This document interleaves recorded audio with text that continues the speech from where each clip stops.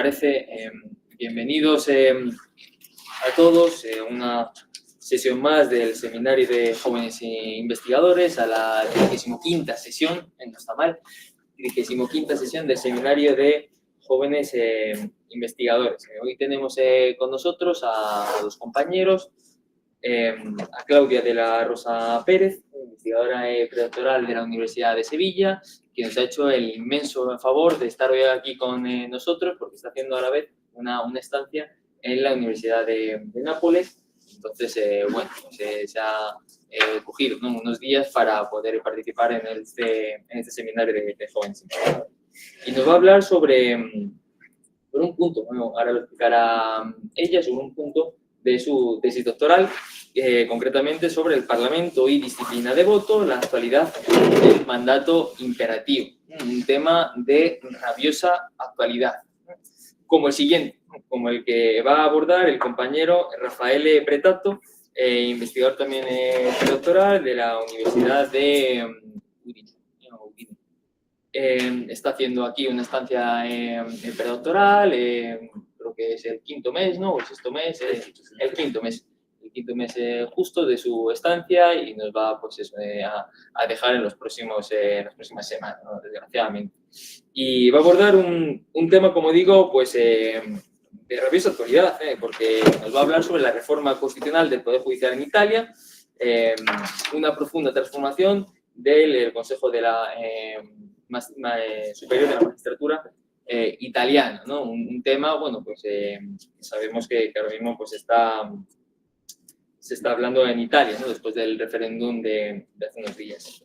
Bien, para aquellos que seáis nuevos, que desconozcáis el formato del seminario, los ponentes hablarán por un tiempo prudencial de 25-30 minutos, y luego abriremos un coloquio, un debate con la intención de enriquecer sus trabajos de investigación, de aportar nuestro granito de arena para, bueno, como digo, pues aportar nuestra opinión, ¿no?, a estos trabajos de investigación que a menudo pues realizamos en solitario y no tenemos con quién compartir estos trabajos, estas penas, ¿no?, estas dudas que nos suscitan nuestras investigaciones. Bueno, pues yo me voy a callar ya y voy a dar la palabra a la compañera Claudia, que además ha tenido el detalle de prepararnos también una presentación PowerPoint. Claudia, cuando quiera, yo creo que no hace falta que te pasemos el micrófono. De acuerdo, ¿verdad? Porque nos falla bastante, por lo tanto, bueno, el tiempo de 25-30 minutos, tienes la palabra. Iba a animar a los compañeros que están sentados en la sala a que se pusieran por aquí, pero veo que está abiertos los sitios libres. En primer lugar, quiero empezar la ponencia agradeciendo a Roberto la invitación, también la organización, a Daniel, porque me parece que este tipo de eventos rompe un poco la verticalidad. ¿Sí? La verticalidad intrínseca que lleva la carrera académica, y que no es habitual, ¿no?, que nos inviten a este tipo de eventos. Y es cierto que la investigación, y sobre todo cuando empieza a escribir la tesis doctoral, es una investigación en solitario. Por tanto, muchísimas gracias. Y además también otro elemento que juega a nuestro favor es que nos incita a seguir trabajando, ¿no?, porque si tenemos en mente un seminario, pues nos ponemos a trabajar para ese seminario y la tesis va avanzando. Así que son todo cosas positivas. Bueno, esta tesis se desarrolla bajo un contrato predoctoral en la Universidad de Sevilla, bajo la dirección del profesor José María Morales Arroyo, que es un reconocido parlamentarista allí en Sevilla, y además estoy realizando una estancia de investigación larga en la Universidad Federico II de Nápoles, bajo la supervisión del profesor Humberto Ronda. Bien, por tanto, la tesis tendrá un poco la doble nacionalidad, la nacionalidad española y la nacionalidad italiana. Bien, me encuentro analizando la tesis doctoral entre Sevilla, bajo un contrato predoctoral con la dirección del profesor José María Morales y bajo la dirección de Humberto Ronda en la Universidad Federico II de Nápoles. El tema que vengo a presentar hoy versa sobre la disciplina de voto, la actualidad del mandato imperativo, que realmente es un tema clásico, es un tema que viene siendo una de las grandes tensiones del parlamentarismo desde su comienzo, por tanto no vengo a contar realmente nada nuevo, ¿no? Pero efectivamente es un tema que surge desde el mismo momento en el que los partidos políticos son constitucionalizados, en las constituciones europeas occidentales, después de la Segunda Guerra Mundial, y todos los constitucionalistas especialistas en este tema empezaron ya a señalar la tensión que se va a producir entre el reconocimiento del partido político y la inclusión de las cláusulas de mandato imperativo dentro de las constituciones. Esto, lógicamente, iba a sufrir alguna tensión y, efectivamente. Bueno, en nuestro país, como ya sabemos, desgraciadamente es un poco tardío la inclusión de los partidos políticos por razones obvias, y la inclusión de la cláusula de mandato imperativo llega en el año 78, cuando el constituyente se plantea introducir los partidos políticos. Se introducen los partidos políticos en el artículo 6 de la Constitución, que habla sobre el pluralismo político, y por otro lado incluye el contrapeso de la prohibición de mandato imperativo en el artículo 67, apartado segundo. Pero la realidad difiere mucho con la realidad jurídica, ¿no? Porque la realidad práctica sabemos que está protagonizada por los partidos políticos con amplia influencia dentro de la Cámara Parlamentaria. Los grupos parlamentarios se ven como los grandes protagonistas de la escena parlamentaria, y la disciplina de voto que rige a su vez estos grupos parlamentarios. Por lo tanto, ya la tensión aparece, ¿no?, desde primera hora. Bien, realmente muchos autores empiezan a plantearse cómo resolver esta tensión. Y también, por su parte, el Tribunal Constitucional, para todos aquellos que están acostumbrados a tratar temas de representación política, saben que la representación política se construye dentro de nuestro sistema constitucional de una manera muy peculiar, diferente al resto de ordenamientos. Si bien la Constitución recoge y diseña la representación política de una manera muy similar al resto de democracias europeas, el Tribunal Constitucional elabora la figura de lo que él denomina el cargo público representativo, que es una creación por parte del Tribunal Constitucional para proteger la figura del representante político dentro del ordenamiento jurídico, dentro del sistema constitucional.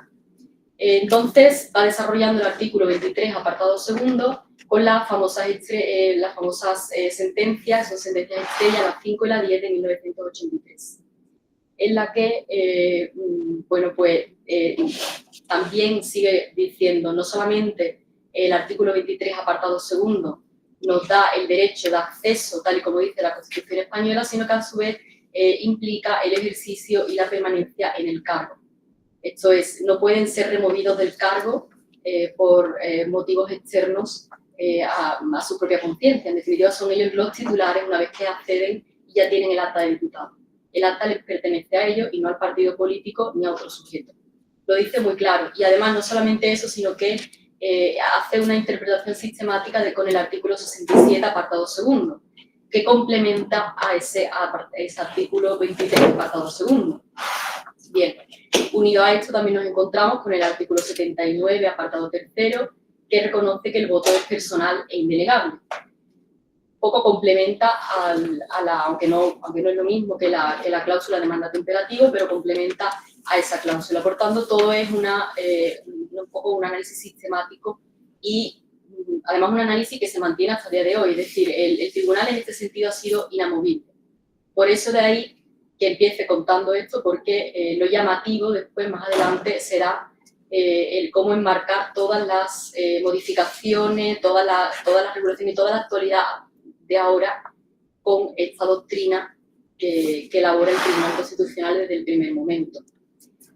¿Cuál es el resultado? Pues que claramente el representante no es un delegado sometido a instrucciones, lo dice muy claro el Tribunal Constitucional y se mantiene, y el acto de votar no puede ser controlado por un tercero. Parece que es bastante claro, y la lealtad, pero también es cierto que la lealtad ideológica se mantiene en todo momento. Es decir, el Tribunal Constitucional no viene a decir en ningún caso, no, miren, es que vamos a proteger la figura del representante político y que ya tiene su acta de diputado o senador, pero vamos a negarle la libertad ideológica que tiene. Eso no lo dice en ningún momento el Tribunal Constitucional, pero lo que sí dice claramente es que no puede ser transformada en una relación de subordinación jurídica al grupo parlamentario ni al partido político. Ese es el reforzamiento de la interdicción de mandato imperativo. Pero esto a su vez también tiene un poco de contradicción en sí mismo, porque el Tribunal Constitucional elabora esta doctrina también basándose en la idea de la interconexión entre los apartados primero y segundo del artículo 23. El apartado primero del artículo 23 reconoce el derecho de todos los ciudadanos españoles a poder votar en las elecciones, participar en el sufragio, y a su vez el artículo 23, apartado segundo, reconoce el derecho a presentarse a las elecciones, ejercer el cargo y permanecer en él. En estos dos últimos casos, vinculado a la doctrina del Tribunal Constitucional. Bien, el Tribunal Constitucional dice, ¿por qué vamos a mantener, por qué protegemos al representante político? Pues lo vamos a proteger porque estamos protegiendo también los derechos de todos los ciudadanos españoles reconocidos en el artículo 23, apartado primero. Es decir, si los ciudadanos españoles han decidido que estos sean los representantes, nosotros tenemos que garantizar que puedan ejercer sus funciones en la medida en que los ciudadanos así lo han decidido. Por lo tanto, estamos protegiendo de manera indirecta otro derecho. Y entonces, gran parte de la doctrina contraria a la inclusión de la cláusula de mandato imperativo advierte desde primera hora, bueno, ¿y por qué no se hace a la inversa? Es decir, si quieres garantizar los derechos del ciudadano, también el ciudadano tiene derecho a fiscalizar al representante y a darle una orden, porque si los ciudadanos eligen a un representante en una lista cerrada, pues también tendrá derecho a decidir si ha votado por un programa concreto, decir, bueno, ¿y por qué no estás cumpliendo con el programa y con la orden que yo te he dado? Eso es lo que se plantea. Y entonces, bueno, pues dicen eso, que realmente se tiene que ver de la dogmática de los derechos fundamentales. Otros autores, sin embargo, también apegados a la doctrina de los derechos fundamentales, dicen, realmente no existe una contradicción, porque no son dos derechos fundamentales. Es decir, por un lado la cláusula del artículo 67 y de otro lado el derecho fundamental del artículo 23. Y dicen, el artículo 23 tiene la primacía. ¿Por qué? Pues porque el Tribunal Constitucional así lo ha decidido. Ha decidido que toda esta teoría de la representación jurídica, de la representación política parte del artículo 23. Por lo tanto, la prohibición de mandato imperativo realmente es accesoria, porque ya el mismo artículo 23, apartado segundo, como derecho fundamental que es, debe prevalecer. Por lo tanto, el hecho de que se incluya o no se incluya la cláusula, pues es accesorio. Pero realmente no existe esa contradicción, por lo tanto, no hay ninguna realidad contrapuesta que deba ser superada.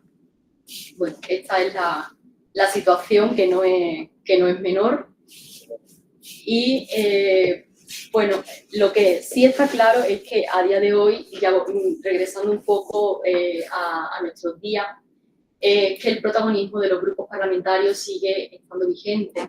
Pero esto ha sido así siempre. La Constitución española no reconoce como tal, no le da una preeminencia a los grupos parlamentarios. Sin embargo, en la práctica, el reglamento del Congreso de los Diputados y del Senado se articula en torno a los grupos parlamentarios, que son los verdaderos actores de la escena.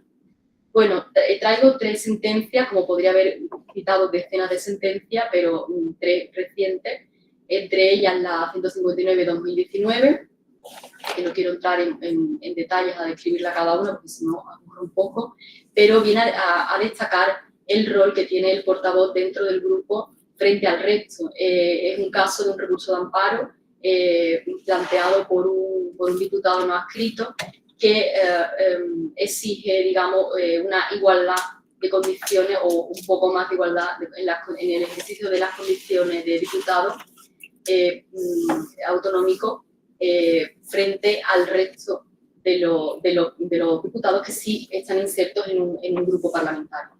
Y el Tribunal Constitucional viene a decir, vale, sí, pero tienes que demostrarlo.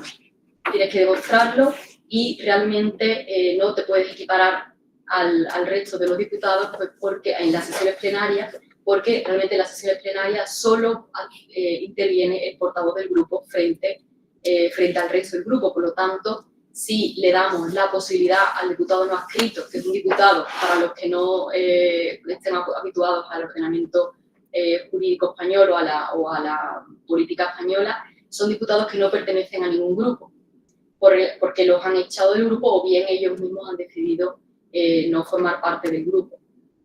Y es una figura que se introduce en el año 2003. Dice el Tribunal Constitucional, bueno, pues no pueden ser equiparados. ¿Por qué? Pues porque al final todos los diputados van a intervenir a través del grupo. Si no intervienen a través del grupo, no van a tener esa posibilidad. Si le damos la posibilidad del diputado no adscrito, vamos a provocar que un diputado que no tiene adscripción política ninguna vaya a ocupar más espacio dentro de la Cámara que el resto de diputados. Ya ahí lo reconoce además abiertamente. Luego, por otro lado, tenemos la sentencia 56-2022, que también viene a decir algo similar y conecta el ejercicio del artículo 23, apartado segundo, es decir, el derecho que tienen todos los representantes a ejercer su cargo a través del grupo. Y viene a decir...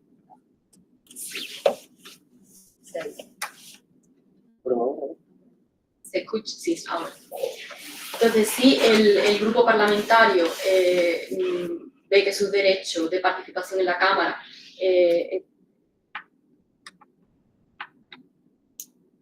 ahora sí se coarta al grupo parlamentario, también se está coartando de manera indirecta el ejercicio del diputado individualmente considerado. Viene a decir de nuevo... Se quita y se pone solo. Debe estar más cerca Vale, de pues... ti. Sí, déjate un poco. ¿Tú eres por eso? ¿Tienes sensor de movimiento del micrófono? Prueba, si no, pues el mismo de micrófono. Entonces, los diputados ejercen sus funciones a través del grupo parlamentario. Si el grupo parlamentario también recibe interferencias, también las reciben los propios diputados. Por tanto, es un instrumento necesario para el ejercicio de la representación política. Por otro lado, también tenemos la sentencia 40-2025, esto ya en contexto de pandemia, que tanto problema surgió con las diputaciones permanentes.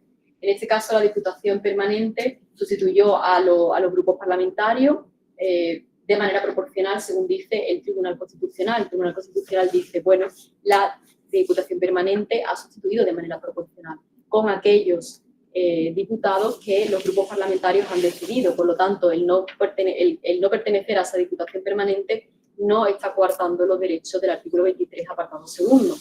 El hecho de que en la convalidación de un decreto ley no participen todos los diputados no significa que este decreto ley no haya sido aprobado, convalidado por la Cámara de manera efectiva, porque están siendo representados en la Diputación Permanente de manera proporcional.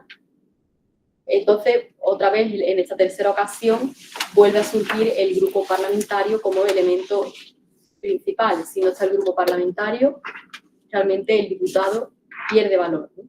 Contrasta un poco con la importancia que luego sí que le da y ese proteccionismo que el Tribunal Constitucional otorga al representante individualmente considerado.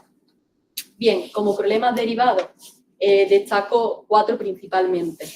El primer problema que se deriva, que ya he ido introduciendo, es el escaso margen de intervención del diputado dentro de la Cámara, como he ido diciendo en estas 3. Entonces me pregunto, ¿dónde queda la inmediatez del debate parlamentario? Es una de las preguntas retóricas que os lanzo a vosotros luego para aprovecharlas en el coloquio. ¿Dónde queda la inmediatez del debate parlamentario cuando, si en un contexto de pandemia, que es entendible que en un contexto de pandemia, pues surja la Diputación Permanente y se resuelvan las cosas, lo podemos entender, pero claro, si esto ya se va trasladando también a los votos telemáticos, vamos a hablar también de sesiones en diferido, al final vamos a ir derivando el asunto y ya sabemos también que el parlamentarismo se rige también por una fuente importante que es la costumbre. Lo que empieza siendo una práctica habitual, al final pues se consolida como práctica, eso ya no se puede eliminar. Luego, en segundo lugar, una cuestión un poco más técnica, habló sobre la aplicación del pacto antitransfugismo y las modificaciones que ha tenido esto en los reglamentos parlamentarios autonómicos. En España, en el año 98, se adopta un pacto antitransfugismo que no tiene valor jurídico. Tendríamos que cuestionarnos si en la práctica a día de hoy tiene valor jurídico, con lo que voy a contar ahora, pero es un mero acuerdo jurídico que surge en el año 98 y se ponen de acuerdo todas las fuerzas políticas, prácticamente todas, para evitar el transfugismo en nuestro país. En un principio no tenía mucha relevancia, pues porque la mayoría de los problemas de transfugismo surgían en el ámbito local, pero esto empieza a saltar un poco por los aires en el momento en el que las cámaras pierden ese bipartidismo y ya se empiezan a polarizarse y comienza el fenómeno del transfugismo a tener mayor preponderancia en las cámaras. Bueno, tiene 3 adendas después y la última adenda, que es la que nos interesa ahora, que es la adenda del año 2020, de noviembre de 2020, propone no solamente un mero acuerdo político, sino intentar entrar en los reglamentos de las cámaras, es decir, modificar los reglamentos de las cámaras para proteger a la figura e impulsar la figura del diputado no adscrito como un buen mecanismo para resolver estos problemas de transfugismo. Realmente la polémica principal que está detrás de todo esto surge en Andalucía, en comunidad autónoma, lo vivimos de cerca. En esa comunidad, en el seno del Parlamento, un grupo parlamentario prácticamente quedó vacío de diputados porque deciden dejar el partido político de origen, que era Podemos, para fundar un nuevo partido. En ese caso, prácticamente sin mediar ningún tipo de procedimiento interno en el grupo ni nada, el portavoz del grupo comunica a la mesa la baja automática de estos 9 diputados. Y efectivamente la aceptan la baja. Y esto lleva después a un recurso de amparo ante el Tribunal Constitucional, que se resuelve en la sentencia 93/2023, que es una sentencia paradigmática en este caso, porque da lugar a todas estas luego modificaciones de los reglamentos autonómicos. Es decir, esto era el problema que había detrás. Y el Tribunal Constitucional le da la razón, ampara a todos estos diputados diciendo que efectivamente habían sufrido una vulneración de sus derechos de representación política en la medida en que habían sido expulsados o convertidos como diputados no adscritos, pero no porque hubieran sido convertidos diputados no adscritos, porque la figura del diputado no adscrito es una figura que la avala el Tribunal Constitucional. El problema venía dado porque estos diputados habían sido expulsados sin mediar garantía alguna. No había un acuerdo previo evidente del grupo parlamentario, más aún si cabe porque eran fruto de una coalición electoral.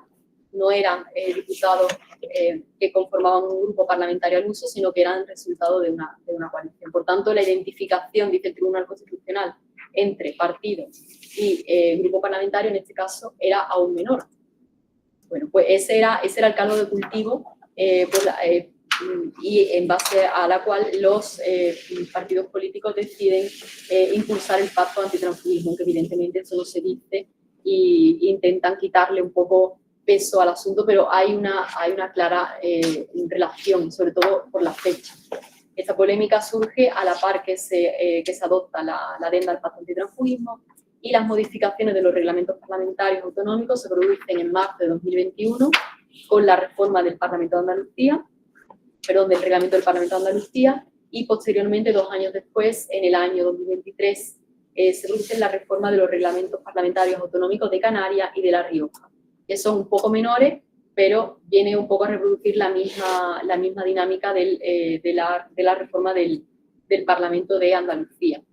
¿Qué viene a hacer esta reforma? Bueno, pues principalmente evitar lo que se hizo, o dotar, no evitar, sino más bien dotar de seguridad jurídica la expulsión de los diputados no adscritos. Es decir, que el Parlamento tenga resumiendo a grandes rasgos, que el grupo parlamentario tenga más facilidades y más seguridad jurídica a la hora de expulsar a un diputado de su grupo parlamentario. Por tanto, ¿qué deben hacer a partir de ahora los grupos parlamentarios? Adoptar un reglamento interno en el que se incluya el procedimiento tanto de entrada como de salida, porque en el caso de Andalucía se tuvo que hacer una analogía porque había una laguna jurídica a la hora de expulsar al parlamentario.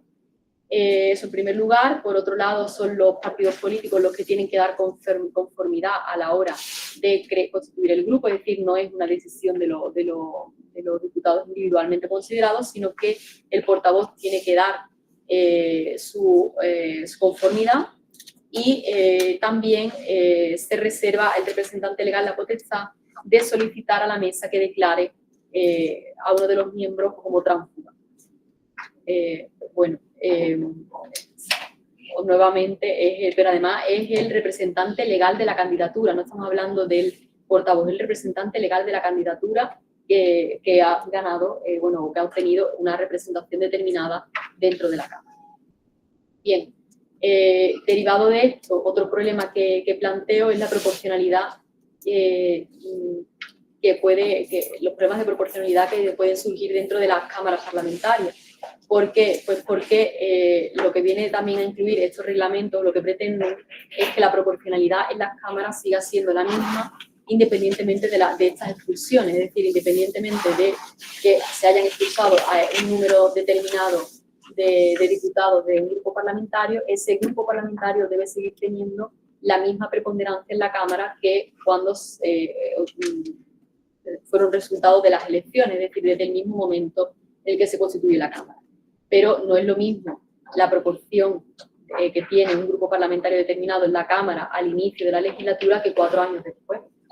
Es que eso es importante de cara a la composición de los órganos de gobierno de la Cámara, también la importancia que tiene la financiación de los grupos parlamentarios. No es lo mismo si tienes 20 diputados a si tienes un diputado o 2 diputados. Si hay una clara diferencia ahí, o también en el caso del voto, cuando el voto, por ejemplo, es proporcional dentro de la Diputación Permanente. Si hay un grupo parlamentario que ha perdido, como ocurrió, porque ha ocurrido en Andalucía, pierde prácticamente la totalidad de sus diputados, evidentemente no puede seguir teniendo la misma prevalencia dentro de los órganos de gobierno de la Cámara. Entonces el partido debe ceder. Si quiere expulsar a los diputados, tiene que aceptar, o por lo menos esta es mi tesis, lo dejo para el coloquio, tienes que aceptar que has perdido esa representación en la Cámara y por lo tanto pierdes poder dentro de la Cámara. Y por último, y esto ya es a futuro, no es un problema inmediato, es la declaración de inconstitucionalidad de los partidos políticos. Es algo que lo dejo un poco al aire porque ya digo que es un poco hipótesis. Pero ocurrió en el año 2003 con la legalización del partido Batasuna, eso nos pilla muy lejano a nosotros, pero no, efectivamente no se expulsan a los diputados porque los diputados están protegidos por toda esta doctrina del Tribunal Constitucional, por tanto siguen en la Cámara. Fue polémico el hecho de que se expulsaran y se pasaran al grupo mixto, pero esto ya pasó. Y ahora lo que me planteo es, bueno, aquí hay algún partido político que ha propuesto, y además este mes, una proposición no de ley para ilegalizar a un partido que él considera que es ilegal, ¿no? que ellos consideran ilegal, que es Bildu. Bueno, ¿qué podría suceder, ¿no? si las mayorías parlamentarias cambian y efectivamente se facilita la declaración de ilegalidad de ciertos partidos políticos? ¿Qué podría ocurrir, ¿no? con la figura del representante individualmente considerado? Si vamos a hacer y vamos a aplicar también la ley orgánica del régimen electoral general, vamos a declarar la inelegibilidad de esos diputados como consecuencia de la ilegalización del partido. Bueno, esto se podría dar, ¿no? Porque si esta es la lógica, podría ocurrir también que se declare de manera automática, porque ya se puede declarar por la Junta Electoral, que se declare la inelegibilidad de todos estos diputados cuyo partido de origen ha sido declarado ilegal. Bueno, y como conclusión, como cierre, esto es un tema, es una parte de la tesis doctoral, que quizás sea un poco el núcleo de la tesis doctoral, a pesar de que son un epígrafe. Me planteo y dejo lo siguiente para luego iniciar el debate. O sea, creo que la disciplina de partido es importante en la medida en que los diputados adquieren su mandato gracias al voto de unos ciudadanos que también tienen sus derechos fundamentales reconocidos en el artículo 23, apartado primero. Pero lo que no puede ser tampoco es una presunción jurídica. O sea, el mandato imperativo no se puede, bajo mi punto de vista, convertir en una presunción jurídica o en una justificación jurídico-constitucional para, al final, acabar cometiendo lo contrario, que también es vulnerar los derechos constitucionales de una serie de personas. Y gracias.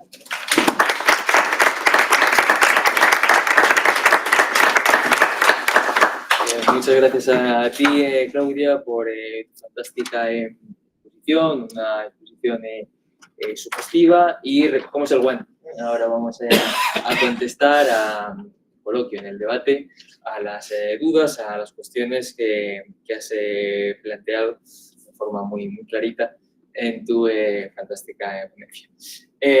Lo dicho, nos guardamos los comentarios y ahora le vamos a dar la palabra, no sé si el micrófono también, al compañero Rafael para que inicie su intervención. Creo que también tiene una presentación en PowerPoint. La palabra por un tiempo de 30 minutos.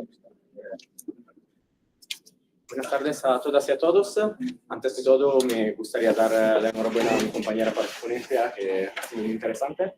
Y después me gustaría también dar las gracias, antes que todo, a los organizadores del Seminario de los Jóvenes Investigadores para dejarme hablar hoy.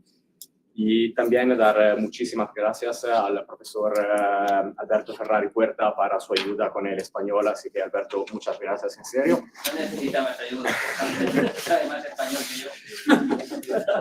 Y quería también pedir disculpas con antelación para mi pronunciación y para eventuales errores que seguramente no siendo desafortunadamente un hispanohablante nativo. Así que hoy, como dice el título de mi ponencia, voy a hablar de la reforma constitucional del Poder Judicial en Italia, siguiendo el esquema que está en la siguiente diapositiva. O sea, antes que todo, diré una pequeñita premisa sobre el procedimiento de reforma constitucional en Italia, siendo que tiene algunas diferencias bastante relevantes con respecto al procedimiento español. Y después me centraré en los tres ejes fundamentales de la reforma, o sea, la separación de las carreras, la duplicación del Consejo de Justicia italiano, o sea, el CSM o Consejo Superior de la Magistratura, que es el homólogo del español Consejo General del Poder Judicial, y también la modificación del método de selección de los vocales, tanto judiciales como no judiciales. Y por último, el último eje, o sea, la creación y la introducción de un nuevo órgano, o sea, el Tribunal Disciplinario Supremo. Después, claramente, algunas rápidas conclusiones. Así que, partiendo por la premisa, cabe señalar, cuando se habla del procedimiento de reforma constitucional italiano, que hay una diferencia fundamental con respecto al ordenamiento español, en el sentido que mientras que en España tenéis dos procedimientos distintos para reformar la Constitución, en Italia tenemos una única opción, que está disciplinada por el artículo 138 de nuestra Constitución, que distingue tres fases distintas del procedimiento, dos obligatorias y una eventual. Las dos obligatorias son, antes que todo, la aprobación en primera lectura, como la llamamos, o sea, ambas las cámaras, tanto el Senado italiano como la Cámara de los Diputados, siendo que el sistema italiano es un sistema de bicameralismo perfecto o paritario, tienen que aprobar la reforma constitucional, en este caso aplicando la regla general para la deliberación de las cámaras, o sea, la regla de la mayoría simple.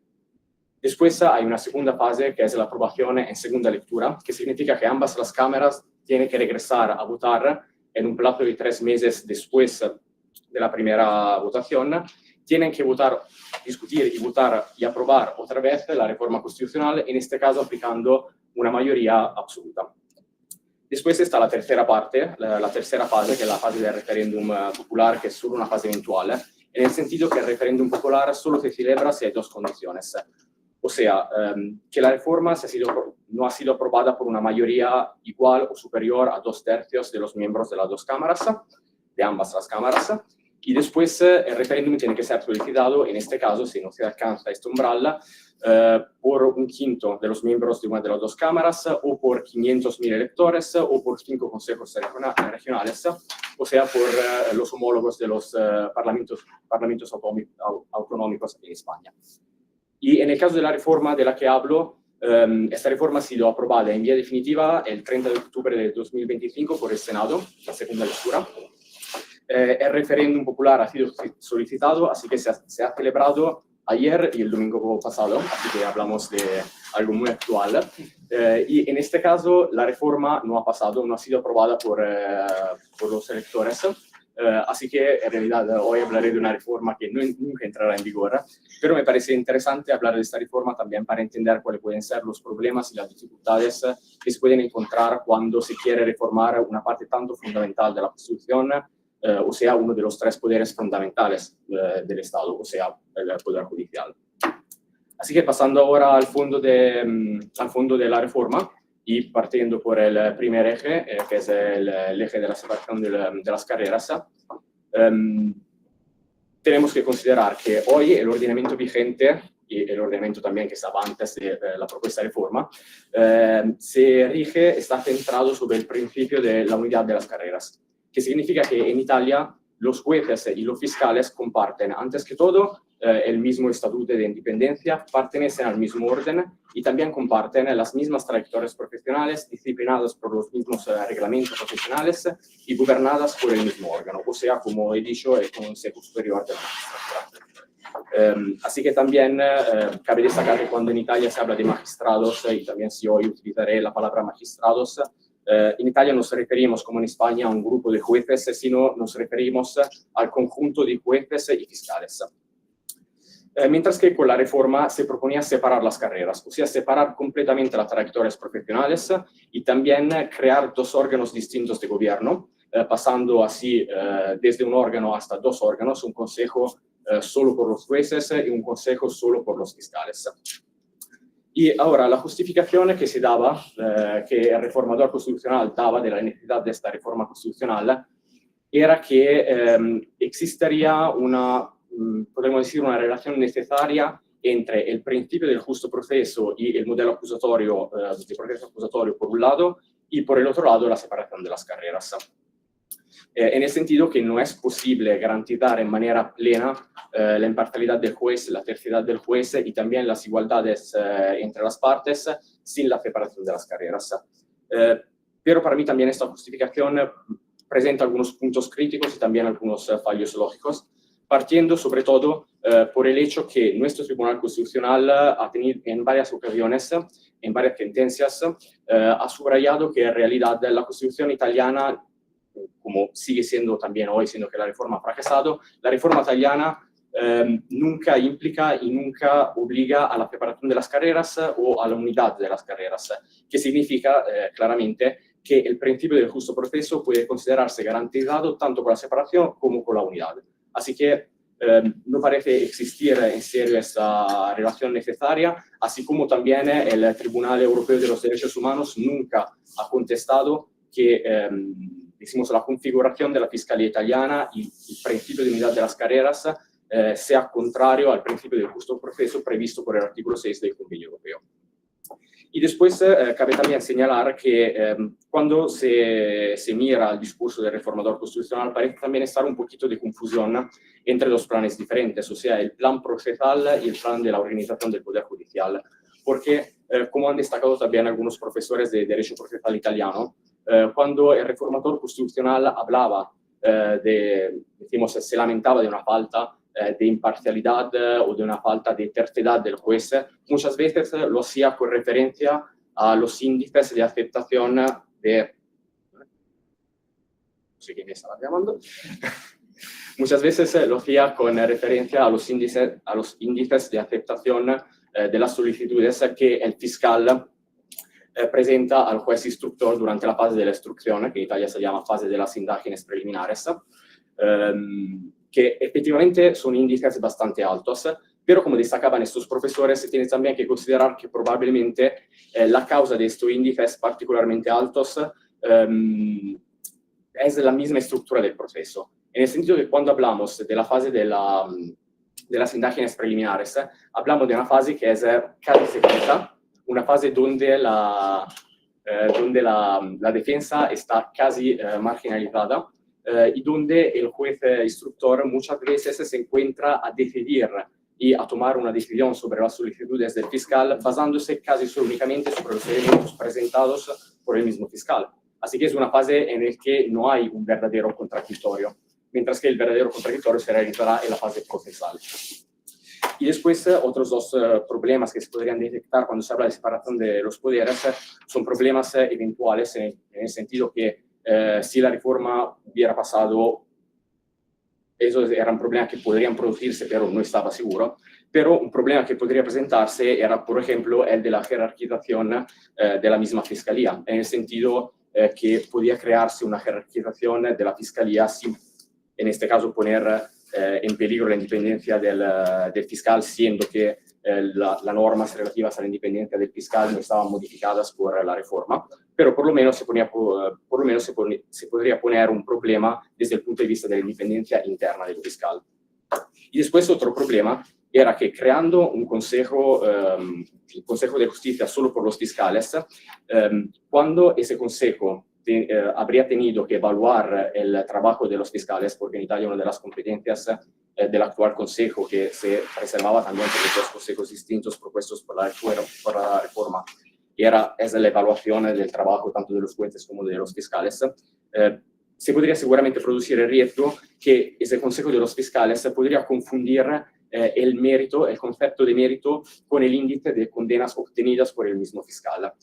Y aquí cito, la consecuencia sería una exacerbación, perdonadme la pronuncia, de la cultura del resultado en detrimento de la cultura de las normas. Pasando ahora al segundo eje de la reforma, o sea, la duplicación de los dos consejos y la modificación del modelo de selección de los vocales. Como he dicho, hoy existe un único consejo, un único órgano de gobierno, donde están, podemos decir, entre comillas, representados tanto los jueces como los fiscales, mientras que con la reforma se proponía crear dos órganos distintos, uno por los jueces, uno por los vocales, pero manteniendo la misma proporción entre vocales no judiciales y vocales judiciales. O sea, manteniendo la proporción de 2/3 de vocales judiciales y de 1/3 de vocales no judiciales. Mientras que la novedad más, decimos, más profunda en este eje era seguramente la modificación del sistema de selección de los vocales, porque hoy los vocales judiciales y también los vocales no judiciales están elegidos. Los judiciales por parte de sus pares, o sea, se organiza una verdadera elección interna a la magistratura, mientras que los vocales no judiciales están elegidos por el Parlamento en sesión conjunta por mayoría de 3/5. Con la reforma se proponía eliminar el mecanismo de la elección y sustituirlo con el mecanismo del sorteo. Y otra vez aquí la lógica era eliminar el problema que en Italia se llama correntismo, o sea, la existencia de grupos organizados dentro de la magistratura, grupos ideológicos y grupos de intereses que influencian de manera muy fuerte tanto la elección de los vocales judiciales como el ejercicio de las funciones por parte del mismo consejo, que claramente es un problema, eso es un problema muy debatido también en la doctrina italiana, es un problema objetivo y claro, pero para mí hay algunos puntos críticos desde el punto de vista del sorteo, porque antes que todo el sorteo podría tener algunos problemas de proporcionalidad, en el sentido que si miramos el discurso del reformador constitucional, el sorteo aparece más como una especie de sanción, si queremos, como una demostración de desconfianza hacia la magistratura, como si el reformador dijera a la magistratura que no están capaces de elegir quién tiene que gobernar la misma magistratura. Y después hay otros problemas, como por ejemplo la desaparición del mérito, porque está claro que el sorteo se basa en la lógica que uno vale uno, que todos los jueces son igualmente competentes, que todos los jueces tienen las mismas competencias para gobernar sus pares. Y desde el punto de vista, el reformador constitucional muchas veces ha justificado, ha respondido a este aspecto, diciendo que todos los jueces son competentes porque todos los jueces al final han aprobado la posición para ejercer su profesión y que si un juez puede decidir de la vida de una persona, puede también gobernar la misma magistratura. Pero aquí para mí es un fallo lógico porque me parece bastante evidente que las competencias que sirven para interpretar y aplicar el derecho y para escribir una sentencia y también para interpretar los hechos son competencias diferentes con respecto a competencias para ejercer funciones administrativas y para gobernar la magistratura. Después tenemos también que considerar que con el sorteo hay una desaparición del pluralismo. Pluralismo en doble sentido. Porque por un lado con pluralismo se entiende que hoy en el Consejo están representados tanto los jueces de primera y fiscales, claramente, de primera instancia, de segunda instancia y del Tribunal Supremo, mientras que este aspecto con la reforma se eliminaba. Podría ser a lo mejor recuperado gracias a la ley actuativa, pero no lo sabemos. Y después, cuando hablamos de pluralismo, hablamos también de pluralismo en sentido ideológico, porque es claro y para mí inevitable que la magistratura podemos decir que la magistratura se encuentra en sensibilidades diferentes desde el punto de vista de la manera de interpretar el rol del juez y también de la manera de interpretar y aplicar el derecho. Y para mí es algo positivo que eso sea representado en el órgano que después tiene que gobernar la magistratura y tomar decisiones fundamentales para la carrera de los jueces, claramente. Y después otro punto crítico podría ser también la eficacia del instrumento. Porque cuando hablamos del sorteo, tenemos también que considerar que claramente la ley actuativa habría tenido que prever un mecanismo para que los jueces y los fiscales podrían, decimos, declarar su disponibilidad o indisponibilidad a ser sorteados como vocales judiciales del Consejo, porque era impensable obligar a un juez o a un fiscal a ser vocal del mismo Consejo. Y este era exactamente el momento donde las corrientes podían regresar a ejercer su influencia, porque claramente las corrientes podían ejercer una presión sobre los jueces y los fiscales para que se declararan disponibles o indisponibles. Así que probablemente podría acabar ser también un instrumento totalmente ineficaz. Y después otro punto sobre el sorteo es que en realidad se preveía un sorteo diferente por los vocales judiciales y por los vocales no judiciales. Porque por los vocales judiciales era un sorteo seco, en el sentido que todos los 800.000 miembros de la magistratura podían tomar parte al sorteo, mientras que por los vocales no judiciales se trataba de un sorteo mediado, en el sentido que antes el Parlamento, siempre en sesión conjunta, tenía que votar un listado limitado de candidatos y después solo estos candidatos tomaban parte al sorteo. Así que la pregunta es, ¿cuál es la justificación de esta diferencia?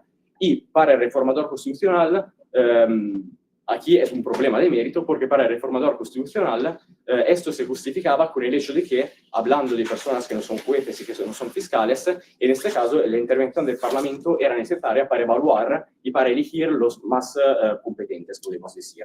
Pero si después vemos los requisitos para ser vocal no judicial, que son los mismos requisitos con la reforma se mantenían, esos requisitos son ser profesor catedrático de Derecho en una de las universidades italianas o ser abogado con por lo menos 15 años de ejercicio de la profesión. Así que como los jueces hablamos de juristas, de gente que trabaja todos los días con el derecho, como los jueces y los fiscales, también los profesores y los abogados han tenido que aprobar un examen o una posición para ejercer su profesión y también ellos ejercen una función fundamental para el ordenamiento como el ejercicio del derecho a la defensa y la investigación y la enseñanza del derecho.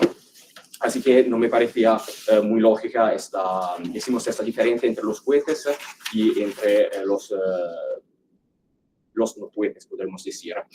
Mientras que una diferencia que se producía era una diferencia de legitimación, porque por un lado los vocales judiciales alcanzaban el cargo simplemente por azar o suerte, mientras que por el otro lado los vocales no judiciales claramente tenían una legitimación democrática y una legitimación parlamentaria, porque es verdad que estaba el sorteo, pero era un sorteo mediado, así que antes que todo estaban elegidos por el mismo Parlamento.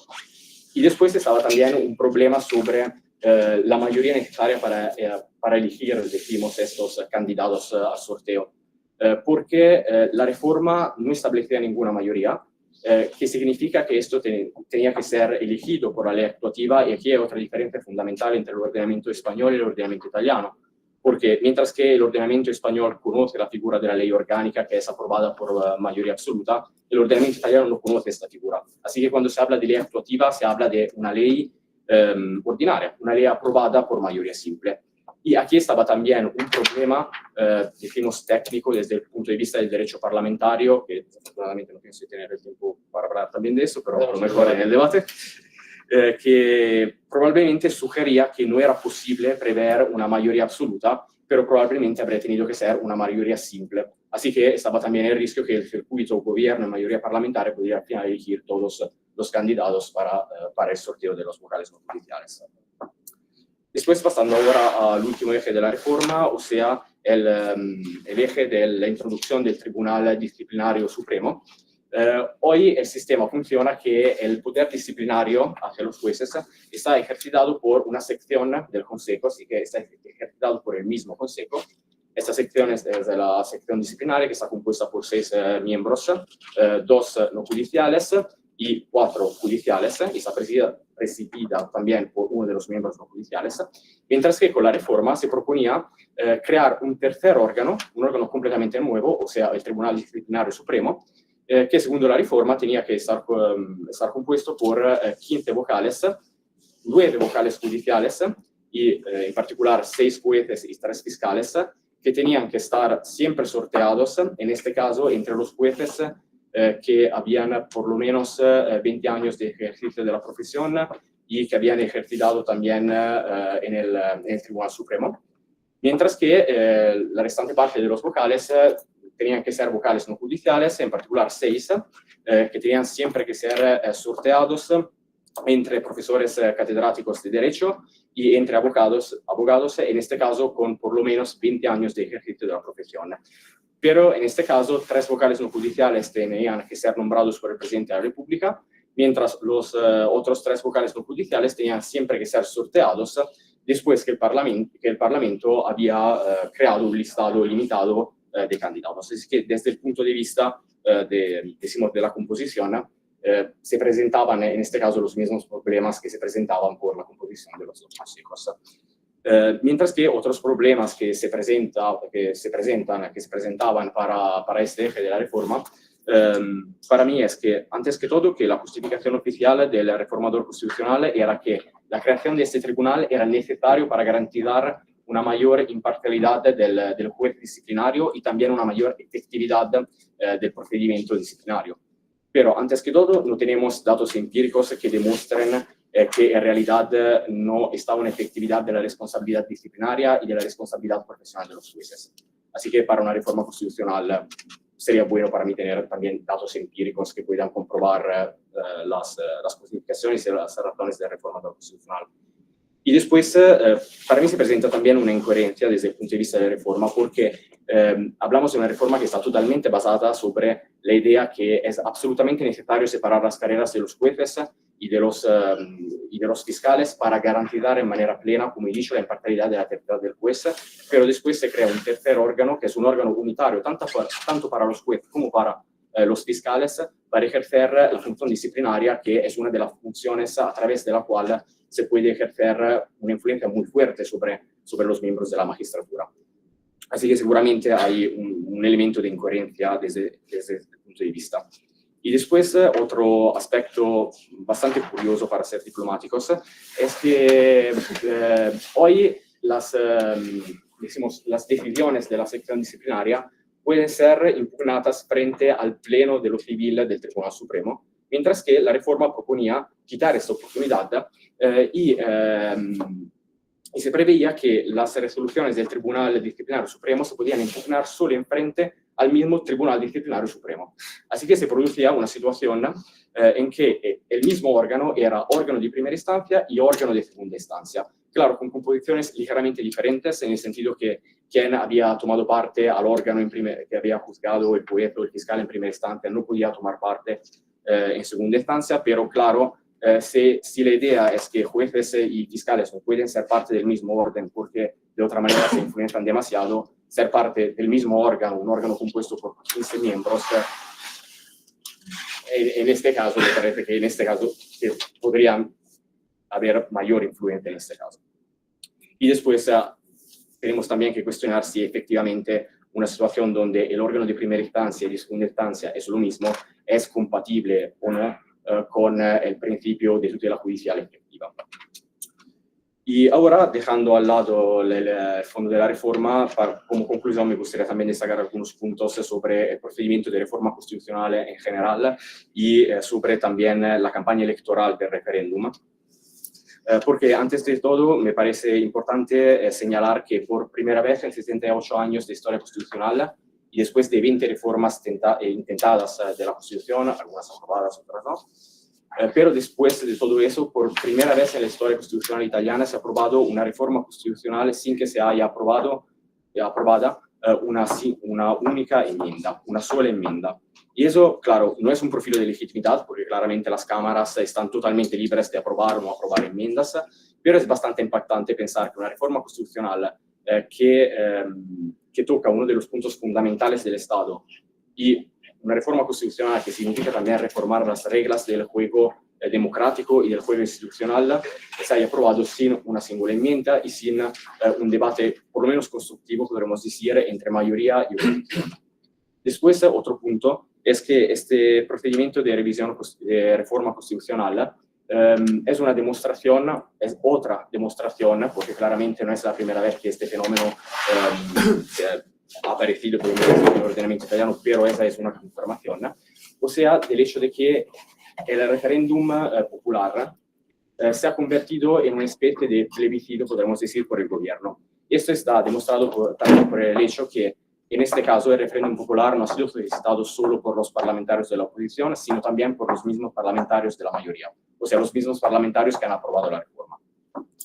Y después, desde el punto de vista de la campaña electoral del referéndum, en la diapositiva he escrito calidad baja y tonos altos. ¿Por qué calidad baja? Porque efectivamente el nivel del debate público ha sido muy bajo, en el sentido que, claro, un cierto nivel de aproximación era necesario porque aquí hablamos de un tema muy técnico, así que para poder hablar al ciudadano medio claramente era necesario un cierto nivel de aproximación, pero en este caso hemos llegado muchas veces al utilizo de fake news, que es un fenómeno bastante, decimos, que pasa muy a menudo, desafortunadamente, en las últimas elecciones, mientras que tonos altos en el sentido que también ha sido una confrontación muy fuerte con, decimos, la parte que no apoyaba la reforma, que muchas veces ha acusado el reformador constitucional de ser totalmente antidemocrático, de ser totalmente contra el Estado de Derecho y la separación de los poderes, mientras por el otro lado el reformador constitucional